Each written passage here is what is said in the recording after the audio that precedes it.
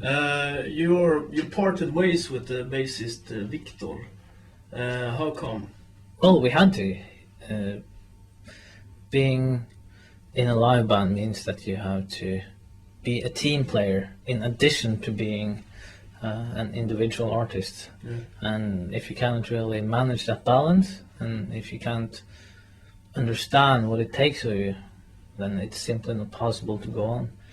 You will sooner or later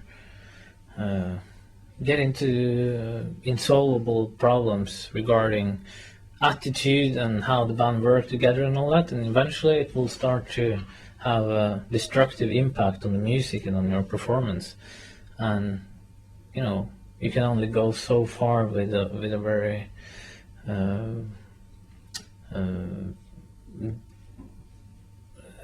deconstructive air in the band, and we felt that we were getting there. And if he comes to us and say that I don't really feel motivated to give my best now, and I don't like the vibe in the band, and it's better that you just part ways, I think. And that's what he came to us and said. Okay. He was at the point where he was telling us out straight that he couldn't really give us what he got. And I mean, we're Satyricon, and we cannot have an attitude like that, and I think that he cannot live with that either. So we have had a good cooperation up till now. His style has been very suitable for Satyricon, but sometimes when you work with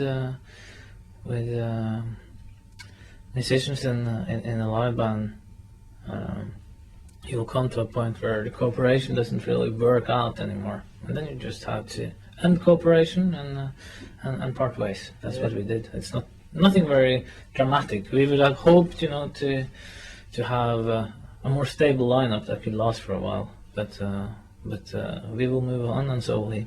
Yeah. So and now you have who's playing bass now? Right now we have Anders Odden, this guy that has been playing in Cadaver, Yep. And he played with Celtic Frost for a while.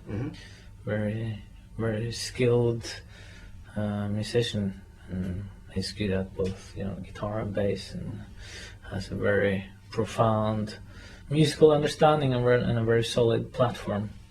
And anyway, I've been working with the band. He's actually teching for the band after having done this tour with us. So it's a temporary solution, but we have been rehearsing with him, and it sounds very, very good. It's tight, and he goes into this with everything he got, and the band has never sounded better, really. So it's good to have him there. I have to ask you, as a drummer, you have a very unique style and vibe to your rhythms. What drummers influenced you? It would almost be wrong to say that drummers did influence me to begin with, because I was hardly listening to drums when I listened to music. What I cared about was the guitars and the guitar sound, and I've always been into this really extreme guitar sound, like loads of distortion and this really grim static buzzing, that sort of thing. Guitar sounding and cutting like sauce, that was my thing, and still is, basically. So over the later years, I've perhaps taken a larger interest in the role of the drums in music. I don't really listen that much to particular drummers, but I try to have a more open but also more observing mind when I listen to music, and I reflect a little on why certain solutions seem to work very good, and why they uplift the compositions, while other seems to work against the rest of the music, or has too dominating role, or perhaps to the contrary, that they are too much in the background, and I guess that has helped me understand my own role a little better, starting to be a little bit more observant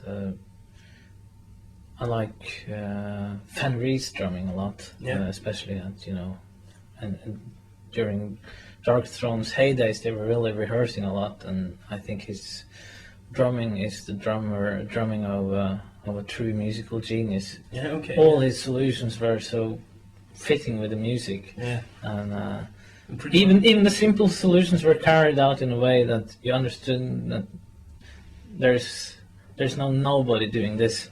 This is a guy that really knows what he's doing and how he's supposed to carry it out and why, and his style, both when doing the more complex things and when he later did the more primitive, barbaric sounding drums, which simply excellent. I like some of Hellhammer's works a lot. Yeah. I like Dave Lombardo. I like several of those more technically advanced American drummers, for instance. I like some of the old hard rock drummers, like Ian Pace and Bonham, of course. I like Mitchell's drumming. Yeah. He was wild. And some of those guys from the late 60s and early 70s were really something.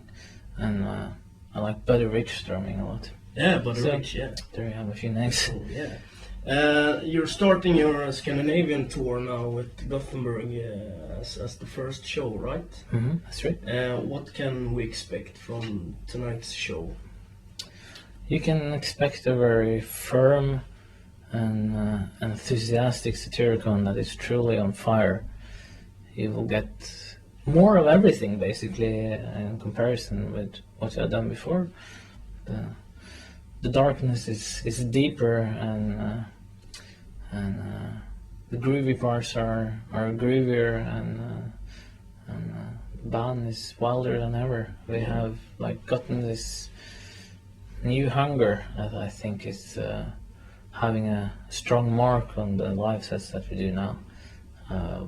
There isn't really that much going on in terms of stage props and that sort of thing. We have decided to let the human energy in all of this have a more dominant role, and that feels very right for this album, because one of the biggest assets of the Age of Nero is that presence of a very, very raw human energy, but that still has something artful and soulful to it. Yes. And we try to bring that out playing the songs live also. Yes, nice. Thank you so much. Break a leg. Oh, I've done that before. I'd rather not do it again. And have a good evening in Gothenburg. Oh, thanks so much. Thank you See you very at the much. show. Yeah, see you later.